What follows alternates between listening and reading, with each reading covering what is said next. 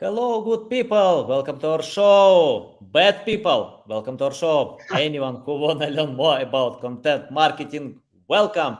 Today we are going to discuss about the art of content marketing because today without creativity, it's impossible to get results.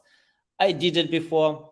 When I started digital, I had a team of writers who could write about anything and competition was low. Google ranked well, social media provided engagement. Today, it's impossible because everyone online, all companies are online. That's why I'm so excited to discuss this topic with Torben Robertson. How are you? Hey Anatoly, I'm very well, thanks. How are you? Doing great. Want to learn more about content marketing. And you know what I found? We can speak about content marketing all time, it doesn't stop. Many things we can do in content marketing. And I want to start from the basic question about yourself. Tell how you started this journey, why you decided to work in content marketing in this sophisticated niche, and anything that can help our listeners to learn more about you. Yeah, sure. Well, thanks so much for the question. Happy to talk about myself a little bit. So, I really started off on my journey into content marketing just by being interested in the different kinds of, creativity that make up content marketing. During university, I was really into writing. I have always been a writer. And then after university, I also started working with photography and video. So before I became a marketer, a marketer properly speaking, I was a food photographer.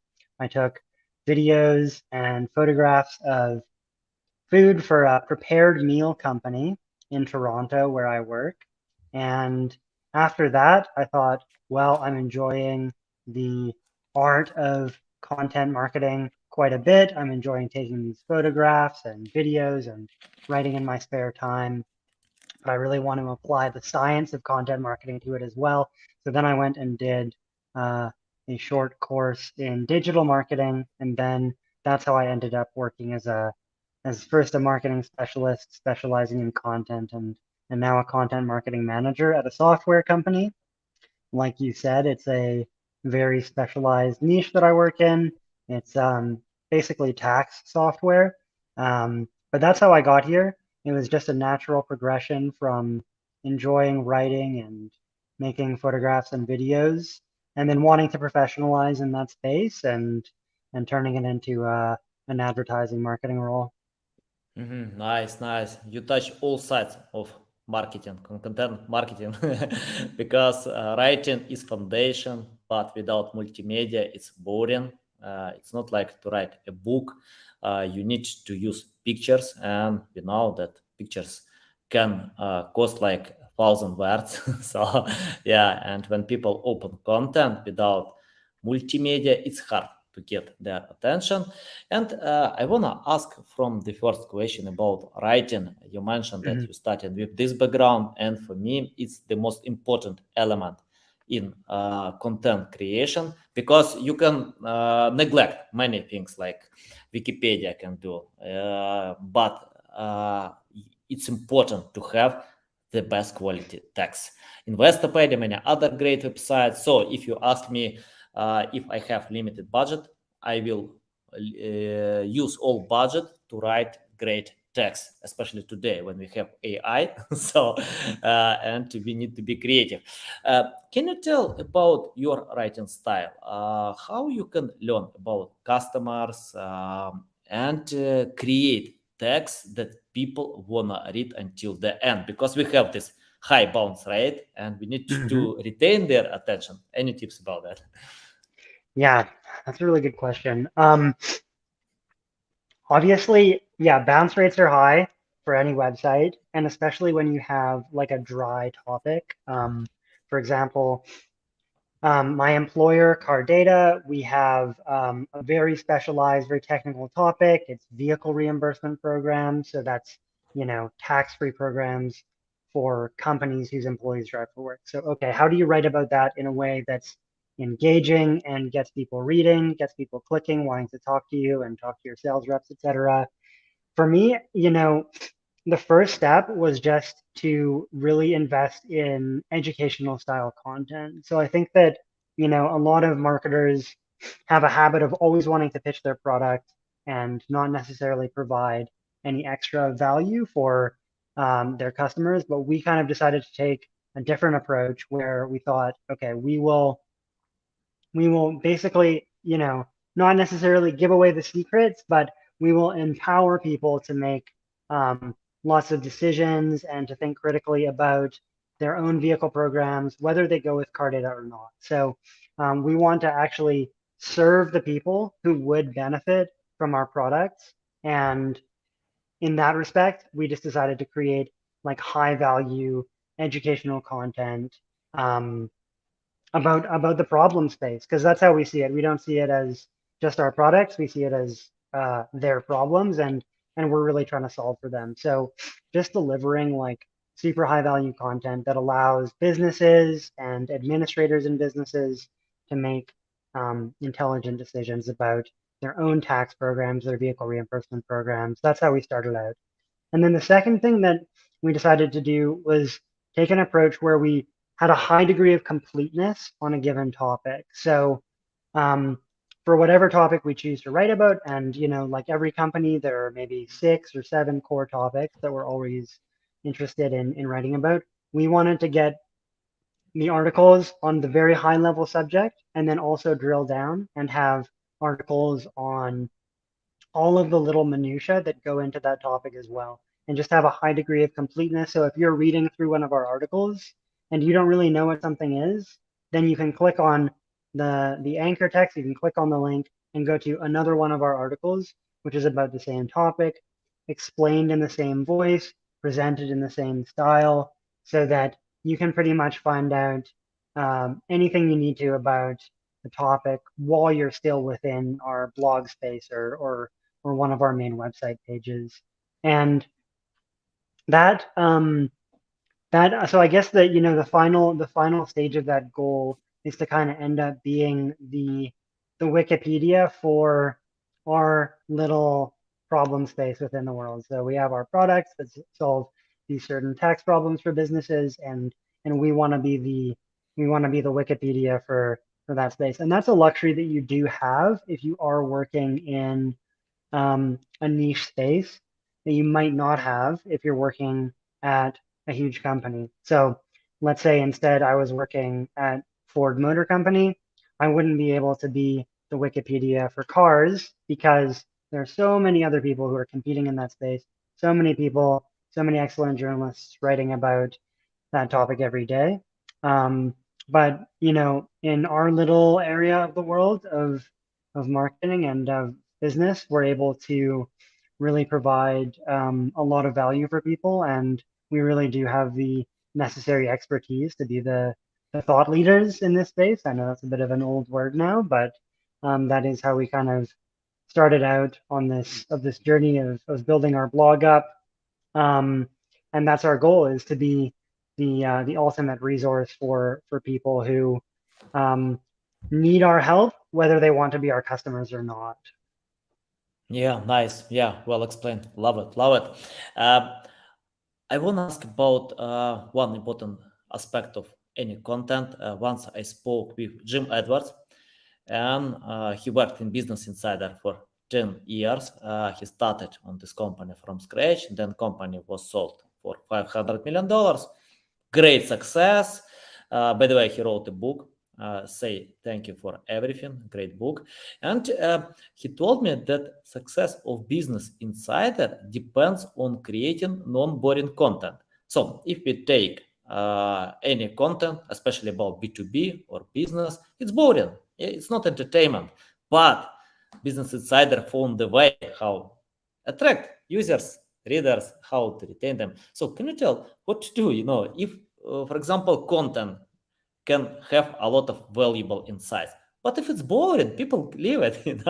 Nobody wanna spend time on boring content. Your tips how to entertain and provide value. Yeah, that's a great question. I mean, one way that we do try to do that is by including multimedia in the content. So, you know, if you're designing a piece of content and you see through Google Analytics or whatever that people are dropping off at a certain point in the page, then you can kind of realize, oh, you know, they stop finding it interesting at this point. That's a great point in the article to put a video on a similar topic, on the same topic, and just give them something to click on, something to re-engage their insights. So that's one kind of like little trick to do it.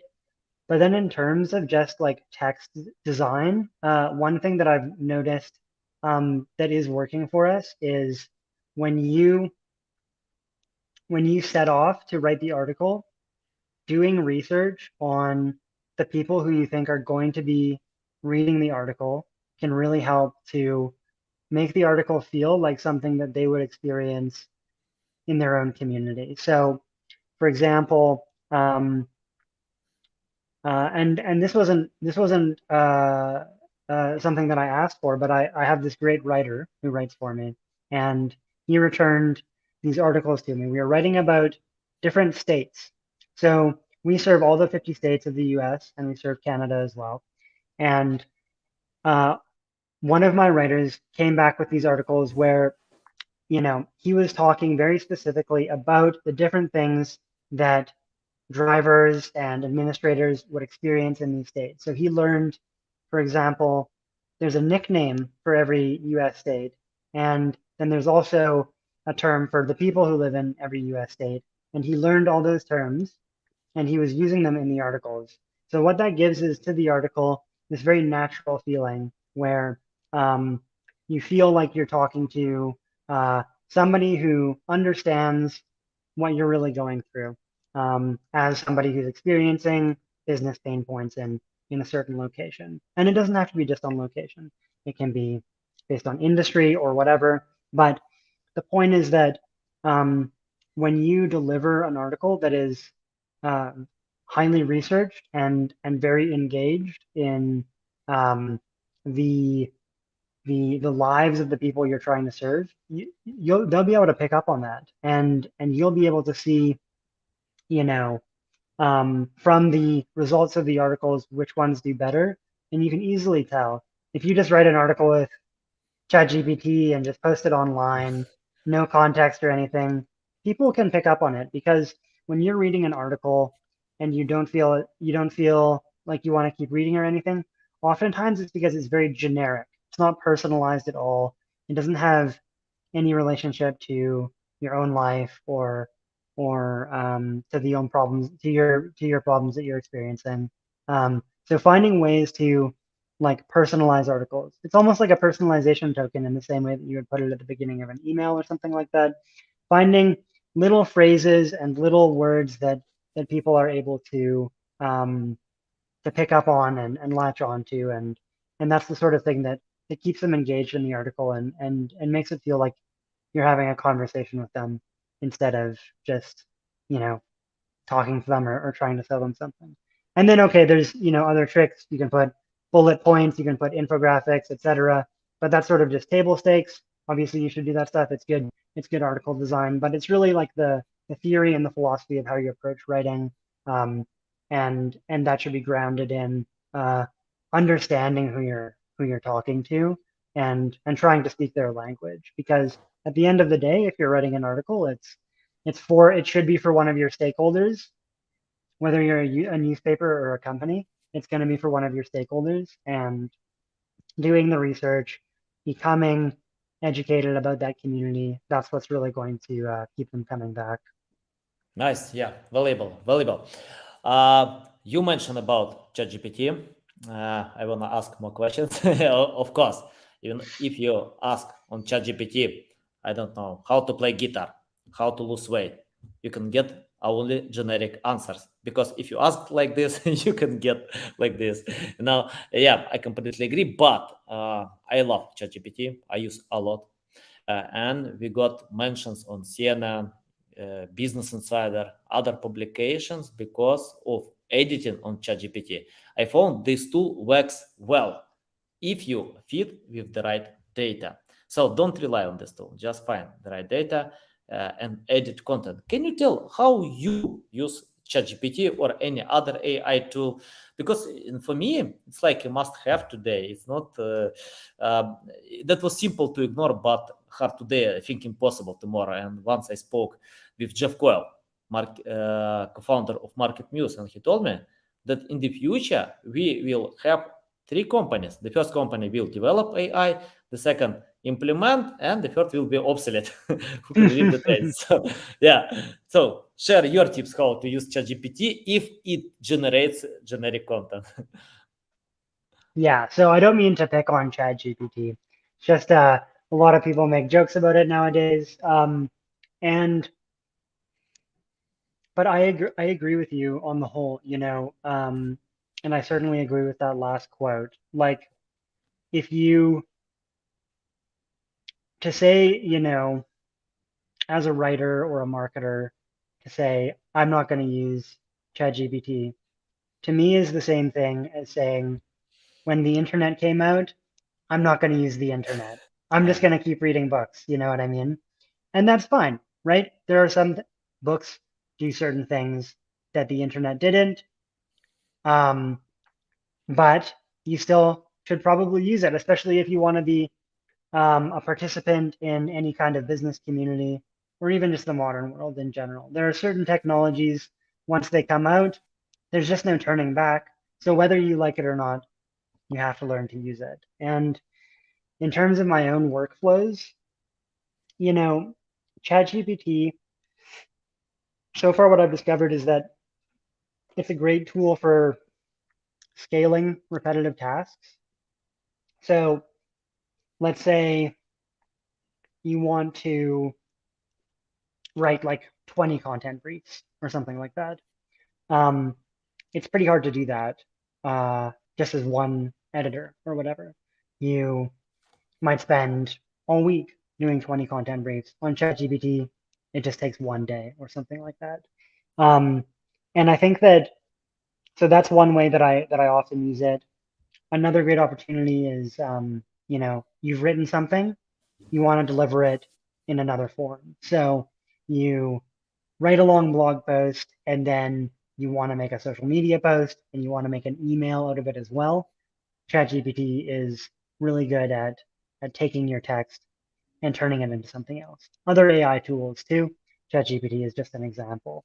So one, you can use it to scale repetitive tasks. Two, you can use it to transform content into something else. And then finally, I just think that it's a great kind of um, conversation partner and research assistant and somebody that you can just talk to at any time of day. Maybe you wake up in the middle of the night and your wife doesn't want to talk to you right then, so you can talk to ChatGPT instead and do your research that way, do your talking that way, and just use it as like a tool that can turn language around in lots of different interesting ways. And language, after all, is just the physical expression of thought. So really, ChatGPT or AI tools are just another partner that can help you think about stuff. So it's good for certain tasks. It's also good for just thinking. Um, I think that the more it evolves, the more that AI evolves in general, the less easily we're going to be able to even define what it does, because nowadays nobody on a podcast would say, what do you use the internet for? You know what I mean? Nobody would ask, what do you do on the internet? Because now it's everything. You do everything. And artificial intelligence will be that in the future. We will live our lives through it. We'll conduct business through it in the way that currently we conduct our business and our lives through the internet. And I think I think a lot of writers feel uncomfortable with ChatGPT, especially if you're a freelance writer. Um, and you're thinking, is this going to replace me? Are content marketing managers only going to use um, AI tools instead of freelance writers now? And I think that the answer is definitely not.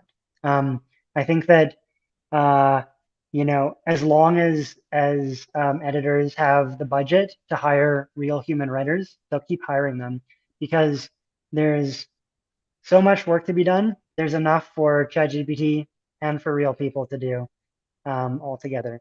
However, that doesn't mean that that doesn't mean that writers should disdain AI writing tools or be afraid of them. I think that whether you're a freelance writer, whether you're a marketing manager, whatever, you should get in there. You should try it. You should figure out how can I use this, because the ways that I use it are maybe specific to what I like to do. I do creative writing on the side, and sometimes I'll use it to make an outline for a short story, for example. That's just how I prefer to use it. And depending on what you do in your daily life, you might find a bunch of other ways to learn how to use it. But the only way you're going to find that stuff is by getting in there and using it. And the first step to that is just not being afraid of it, because whether for better or for worse, it's inevitable and it's here to stay. And everyone from business owners to freelance writers should definitely take the time to figure out how does this affect my workflow and what I'm able to produce. Yeah, I couldn't agree more. I think and I think ChatGPT or any AI tool, yeah, will replace human being who have time to complain about that. So if writers can complain that this tool will replace them, it Yeah. will. But when I speak with experts, I see all these people are excited about this tool. They think, wow, this tool can help me to increase productivity, results, to create high quality content. Uh, I spoke with many great writers, and many of them can write much better than ChatGPT, much better. But even these experts can use ChatGPT to create ideas, headlines, many things you can do with ChatGPT. I'm terrible writer. I can use ChatGPT a lot, and I know this tool can write much better than, than I can. Uh, that's why I can use a lot more than great writers. But anyway, this tool can help anyone who wants to create high quality content. Yeah. Uh, Yeah, absolutely. yeah, I want to ask you about your methods to find the right ideas or to create content plan. Because I usually see when companies chase high volume, they think, okay, high volume topics, I want to take them, but it's hard. You need to compete with many other companies, including Wikipedia, many other big websites. The second, it doesn't mean that you can sell by having these keywords. And for example, I spoke with a webmaster who lost 400,000 traffic. A lot of traffic. It's hard to get 400,000 traffic, but and uh, that was interesting because he didn't lose any sales. So he had a lot of traffic. Google dropped ranking positions, but sales are the same because he created traffic that doesn't help sales funnel, buying persona. So can you tell what to do, how to find the right topics that will sell and less competitive than high volume? Yeah, I mean, those are the real hard problems, you know what I mean? And that's it's hard for me to you know, high volume isn't bad for everyone because you might have a high volume product, right? If you are if you are selling soft drinks, if you're selling pop, a lot of people could buy it, right? So then you can employ a high volume content strategy. But I I I agree with you, and I relate to that experience that you were just describing, where you see an opportunity, you see a keyword with a low keyword difficulty and lots of traffic, and you think, this is kind of within my sphere of expertise. My company kind of does this a little bit. Why don't I write about that?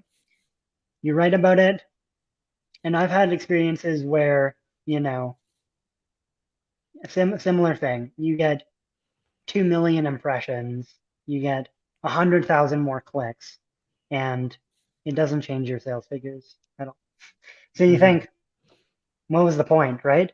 You look at your Google Search Console and the lines just go straight up and then you plateau and you stay high and it just doesn't change your sales and you think, what the heck is going on? So I mean, the ways to get around that are to, I guess, assess the potential reach of your actual product. So, like I said, if you're selling pop, if you want to compete with Coca-Cola, maybe you should write a blog with um, all of the facts about pop that you want your audience to know, and maybe the keyword difficulties are high. Maybe it's 50, 70, but over time, what'll end up happening is if you write that blog for 5 years, then eventually you'll start to rank. Your sales go up, your other marketing efforts are working in tandem, and and and eventually you start to get the traffic that you wanted. But it's going to take a long time, and I think that the only, I don't work in a high volume space right now, so um, I can only imagine how much time it would take. But I think that you have to be patient and you have to wait if you're really going for those keywords, not just with high volume, but with high difficulty. If you Mm-hmm. see a keyword, whatever tool you use, whether it's SEMrush or Ahrefs or Moz, I mean, there's a bunch of these tools, but um, whichever one you use, if you're seeing a keyword difficulty of 40, 50, 70, it's going to be tough. And it's going to take ages, and you're going to have to be consistent, and you're going to need other people to reference your articles, etc. It's going to take ages. However, when if you are if you are actually lucky enough to be in a small niche, that's actually a great place to be a content marketer because you actually have an opportunity to really spend a lot of time writing about very niche keywords. So if you're in if you're in a space where there is just you know a few hundred search volume for a keyword, and but then the keyword difficulty is 3 or 10 or something like that, a very easy keyword to rank for, that's golden in my opinion. If you're in software or another niche space, B2B software for example, um, that's a great opportunity. And what I would do is just write about those keywords with as much passion as possible. And then the other thing is that if you have a niche keyword, or sorry, if you're in a niche space and you have a keyword with 7 or 800, actually what you're seeing is that's actually the high search volume. And then you get down and then you see these long tail keywords that have 0 to 10 searches per month. But you have an opportunity to write about those too. And those actually might turn out to be your higher converting keywords because there could be very high buying intent on some of those keywords that that have 10, 20, 30 searches per month.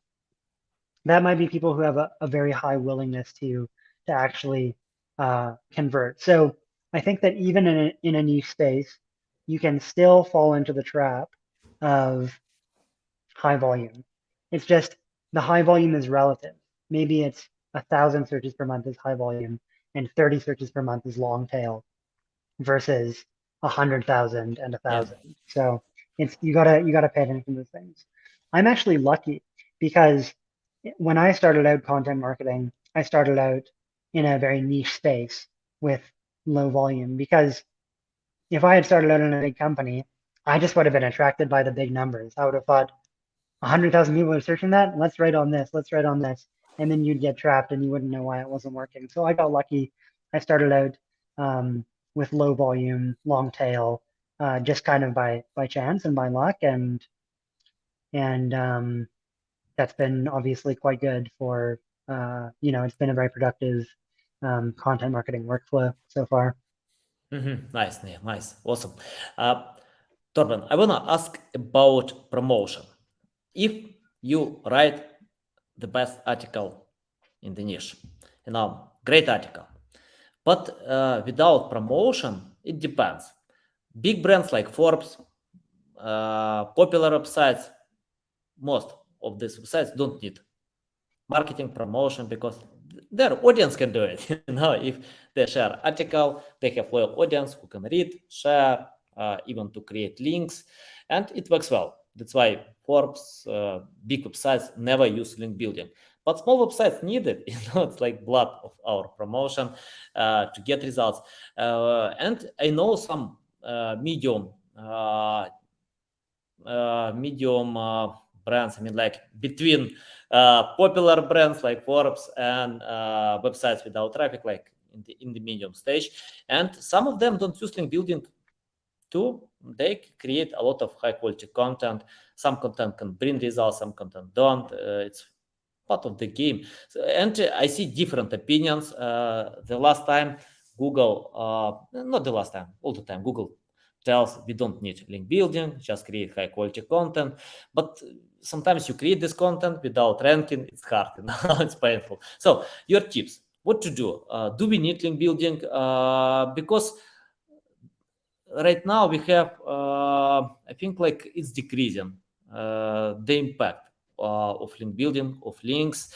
And I can feel like Google is taking approach from TikTok, where you only valuable, interesting content, entertainment content, and TikTok can rank this content. So your tips about link building.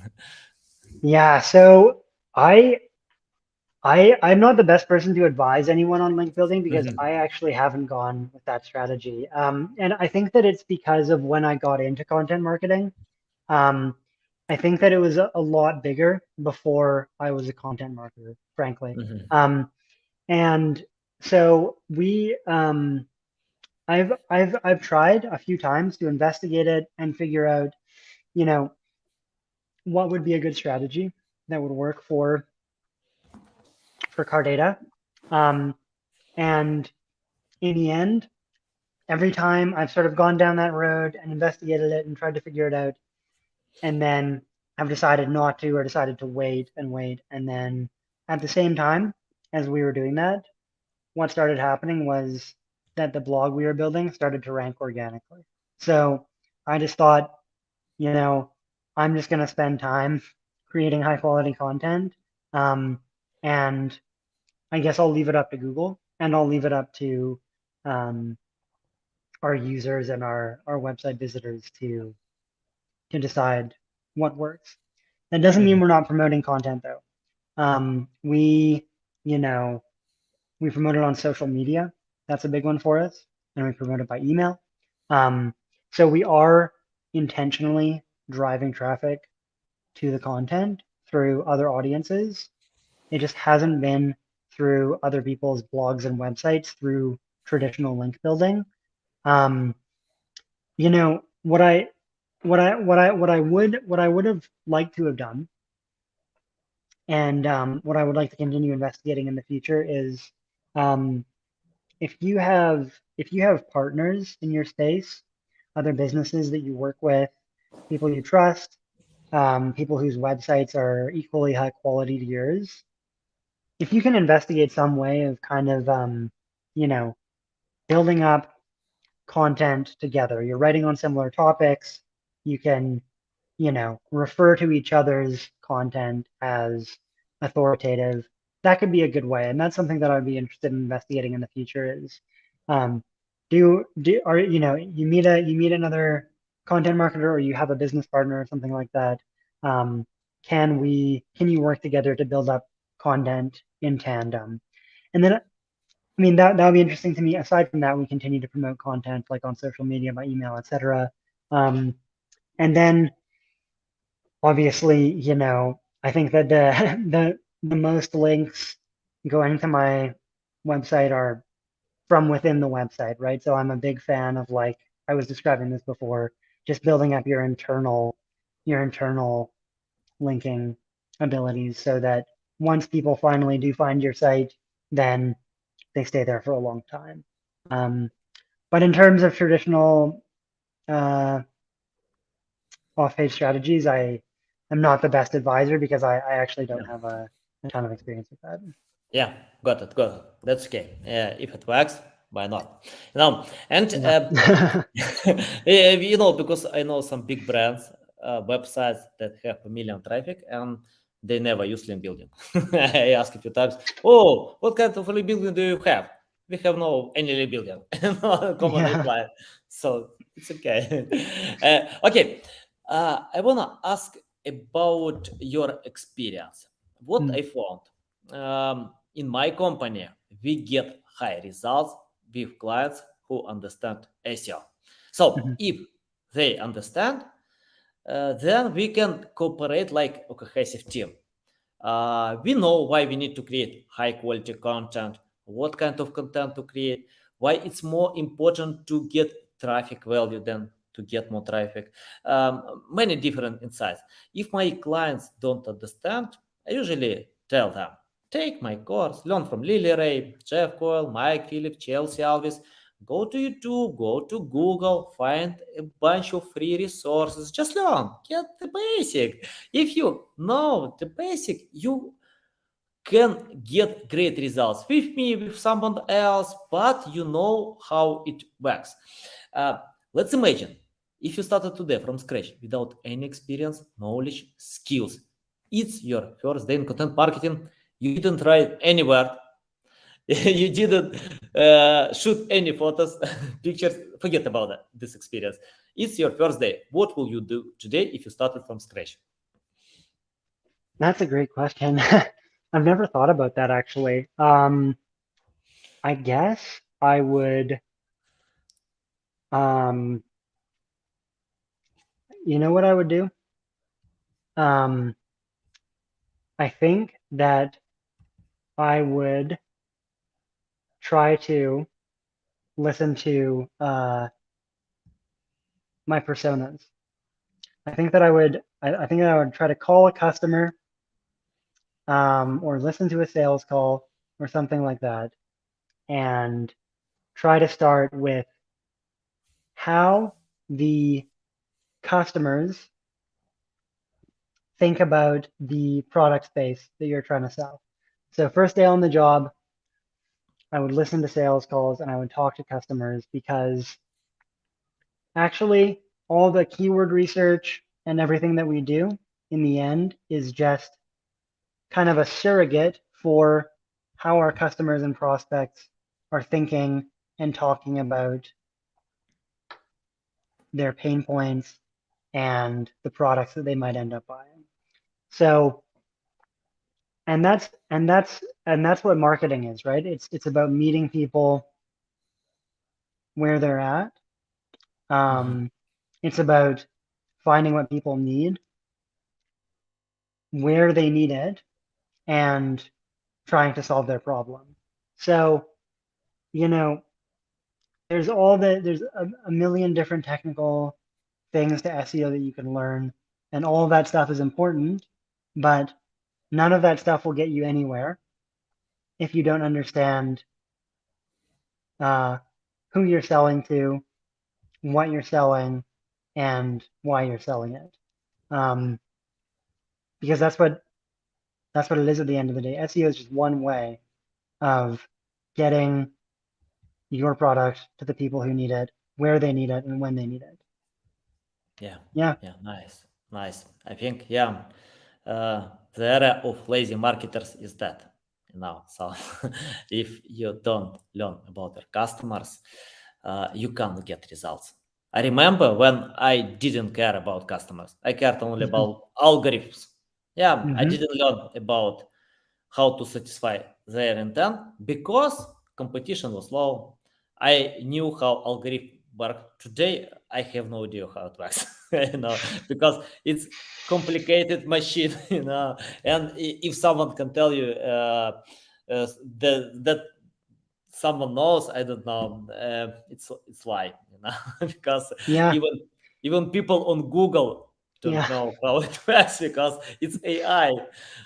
And I have my final question Hmm. about the future. I want to Hmm. ask you, take your crystal ball and forecast what kind of future will be in content marketing. We have AI today.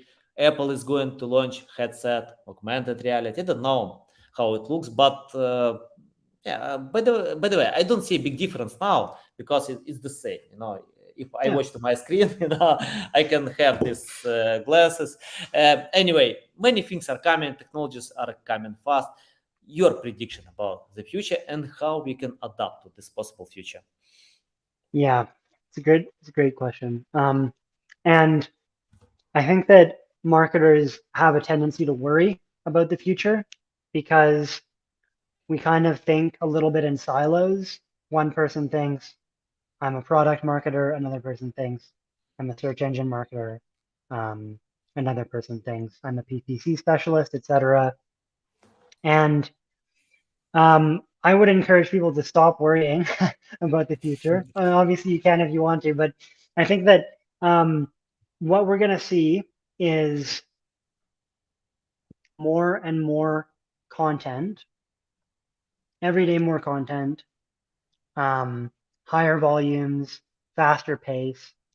But what that will create is a high saturation point for poor content, and then companies like Google, um, like Bard or ChatGPT or whatever, they're going to have to get better at finding the good content and serving it to their users. Because at the end of the day, wherever you're wherever you're placing your content, whether it's on LinkedIn or your own website to get served by Google, once ChatGPT starts citing its sources like Bardwell, etc., wherever it's going, the companies that serve the content are doing it in order that their users come back to their site. Google provides content so that people keep using Google, etc. So what these companies will get better at doing, this is my prediction, is filtering out the bad content and serving the good stuff. So I think that, like you said, the era of the lazy marketer is gone. You Yeah, can't just pump out junk content anymore. And AI is attractive because you think, oh, I can scale everything now. I can write 100 blog posts today and publish them all.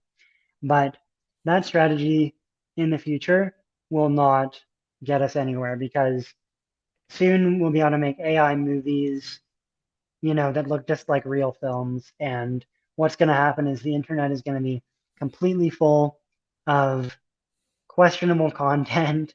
And as a marketer and as a creative, you're going to have to not create more, but create better. And the onus is going to be on you um, to spend way more time working on one little piece of content than to spend that same time creating 20, 30 pieces of content.